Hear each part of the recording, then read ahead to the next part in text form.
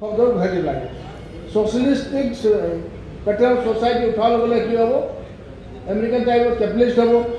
এইটো আপোনাৰ কাৰ্বি আংলঙৰ মাটি সম্বন্ধে কোনো ডিস্পিউটে নাই। কিয় মই কৈছোঁ, দেশ স্বাধীন হোৱাৰ পিছত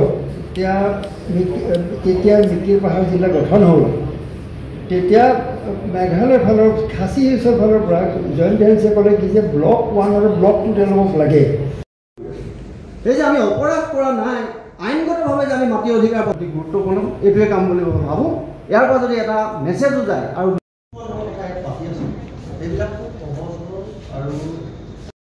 কাৰিকৰীগতভাৱে জড়িত হৈ থকা বহু ব্যক্তি, আমাৰ সংগ্ৰামৰ লগত জড়িত হৈ থকা বহু সংগঠন আৰু সংগ্ৰামৰ নেতা আৰু বিৰোধী সকলো ৰাজনৈতিক দলকে আমি আমন্ত্ৰণ জনাই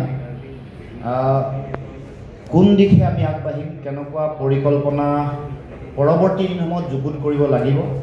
অসমৰ ভূমি সংগ্ৰামৰ লগত জড়িত হৈ থকা সকলো সংগ্ৰামী সংগঠন, অসমৰ ভূমি সম্পৰ্কত বা ভূমি আইন সম্পৰ্কত যিসকলে লেখা মেলা কৰে বা বিভিন্ন ধৰণৰ দিহা পৰামৰ্শ অসমৰ ৰাইজক দি আহিছে, তেনেকুৱা বুদ্ধিজীৱী আৰু আইনজ্ঞ, তাৰ উপৰিও বিৰোধী ৰাজনৈতিক সকলো দলকে আজি এই সভালৈ আমন্ত্ৰণ কৰি ভূমি সমস্যা, এই সমস্যাসমূহ সমাধানৰ বাট বা শেহতীয়াকৈ চৰকাৰৰ ভূমি আগ্ৰাসন কৰিবৰ কাৰণে তেওঁলোকে লোৱা যিটো কৰ্পৰেট পিটিৰ যিটো তেওঁলোকৰ নীতি বা এখন নতুন আয়োগ বনাই তেওঁলোকে আমাৰ ভূমি অধিকাৰক তেওঁলোকৰ হাতত কুক্ষিগত কৰিবৰ কাৰণে, চৰকাৰী হাতলৈ লৈ যাবৰ কাৰণে তেওঁলোকে যিটো ষড়যন্ত্ৰ আৰম্ভ কৰিছে আৰু মাটি বহুজাতিক কোম্পানীৰ হাতত অৰ্পণ কৰাৰ তেওঁলোকৰ যিটো কৌশল, সেই সমগ্ৰ বিষয়বোৰৰ সম্পৰ্কত আমি আলোচনা কৰিবৰ কাৰণে পৰৱৰ্তী দিনৰ আমাৰ কৰ্মপন্থাৰ ৰূপৰেখা আমি নিৰূপণ কৰিবৰ কাৰণে আজি এই সভাত আমি সকলোৱে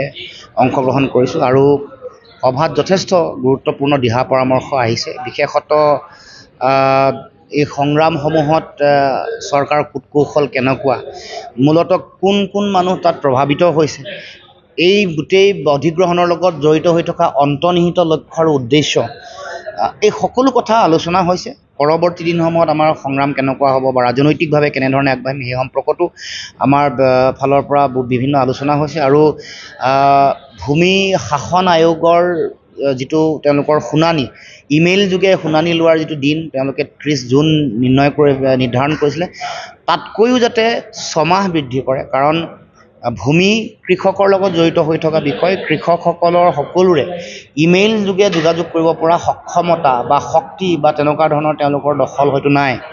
গতিকে তেওঁলোকক মুকলিকৈ তেওঁলোকৰ দিহা পৰামৰ্শ দিব পৰা পৰিৱেশ আহিব লাগিব আৰু বিষয়বোৰ জানিব লাগিব। অস্পষ্টতা আছে, 3খন কেৱল মাত্ৰ বাতৰি কাকততহে বিজ্ঞাপন দিয়া হৈছিল, একেবাৰে চুটিকৈ, আৰু গোটেই কথা বতৰাবোৰ বিভ্ৰান্তিকৰ, স্পষ্টতা নাই। কি সংশোধনী আনিব খুজিছে, কোনবোৰ দফা, নে সামূহিকভাৱে গোটেই আইনখন 1886 চনৰ ভূমি আৰু ৰাজহ আইনখন একেবাৰে নাইকিয়া কৰি দিয়া হ'ব নেকি, বা পৰৱৰ্তী দিনসমূহত আন যিবোৰ সংশোধনী আনিছিলে বা কৃষকৰ মাটি অনা কৃষকক বিক্ৰী কৰিব নোৱাৰা যিখন আইন, এখনটো তেওঁলোকে নাইকিয়া কৰি পেলালে, সেইবোৰো তেওঁলোকে নতুন ৰূপ দিব নেকি, বা এটা ইণ্টিগ্ৰেটেড এখন আইন হ'ব নেকি, বেলেগ বেলেগ গোটেই আইনবোৰক তেওঁলোকে নাইকিয়া কৰি পেলাব নেকি, সকলো কথা স্পষ্ট হ'ব লাগিব, তেতিয়াহে দিহা পৰামৰ্শ দিব পাৰিব। আৰু হৰিশংকৰ ব্ৰহ্মৰ প্ৰতিবেদনে যিবোৰ পৰামৰ্শ আগবঢ়াইছিলে, বিপ্লৱ শৰ্মা আয়োগৰ প্ৰতিবেদন, অসম চুক্তিৰ 6 নম্বৰ দফাৰ আধাৰত য'ত ভূমি সম্পৰ্কীয় বিষয়বোৰ আছিলে, সেইবোৰৰ পৰামৰ্শ কাৰ্যকৰী কৰিব লাগে।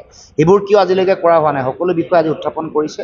আৰু তাৎক্ষণিকভাৱে এই বিষয়সমূহ চৰকাৰে যাতে কাৰ্যব্যৱস্থা গ্ৰহণ কৰে, তাৰ কাৰণে সকলো আজি সভাই ঐক্যবদ্ধভাৱে দাবী উত্থাপন কৰিছে। আমাৰ কংগ্ৰেছ দল আহিছে, CPIM আহিছে, ৰাইজৰ দল আহিছে, CPIML আহিছে, CPI আহিছে, তাৰ উপৰিও অল পাৰ্টি হিলছ লিডাৰ্ছ কনফাৰেন্সৰ নেতাসকলো আহিছে। গতিকে প্ৰায় ৰাজনৈতিক দলসমূহ আহিছে আৰু বুদ্ধিজীৱী যিসকলে ভূমি সম্পৰ্কত তেওঁলোকে লিখা মেলা কৰি থাকে, যিসকলে ভূমি আন্দোলনৰ লগত জড়িত হৈ মাৰ্গদৰ্শন কৰি আছে, যিসকলে ভূমি সম্পৰ্কীয় গোচৰসমূহ আদালতৰ মজিয়াত যুঁজি আছে, য'ত জনস্বাৰ্থ জড়িত হৈ আছে, তেনেকুৱা বুদ্ধিজীৱী আইনজ্ঞ আহিছে। তাৰ উপৰিও যিসকল সংগঠনে সেই অঞ্চলসমূহত সংগ্ৰামী নেতৃত্ব গ্ৰহণ কৰিছে, তেওঁলোকবোৰো আহিছে। সকলো অঞ্চলত পৰ্বতযোদ্ধা, মিকিৰ,